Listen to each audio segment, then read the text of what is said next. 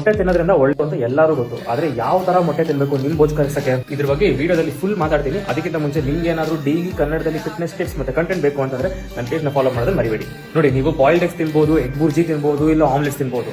ಎಲ್ಲಾದ್ರಲ್ಲೂ ಮೊಟ್ಟೆಲಿರೋ nutrients, vitamins ಮತ್ತೆ benefits ಎಲ್ಲಾದ್ರಲ್ಲೂ ಸಿಗುತ್ತೆ. ನಾನು ಹೇಳಿರೋ ಎಲ್ಲಾ ಇದ್ರಲ್ಲೂ ನಿಮ್ಗೆ 6 ಗ್ರಾಮ್ಸ್ ಪ್ರೋಟೀನ್ ಸಿಗ್ತಾ ಇದೆ, ಆದ್ರೆ ಬಾಯ್ಲ್ಡ್ ಎಗ್ಸ್ ಅಲ್ಲಿ ನಿಮ್ಗೆ 70 ಕ್ಯಾಲರಿ ಸಿಗ್ತಾ ಇದೆ. ಎಗ್ ಬುರ್ಜಿ ಮತ್ತೆ ಆಮ್ಲೆಟ್ ಅಲ್ಲಿ ಆದ್ರೆ ಅದಕ್ಕೂ ಡಬಲ್ ಕ್ಯಾಲರಿ ಸಿಗ್ತಾ ಇದೆ. ಏನಕ್ಕೆ?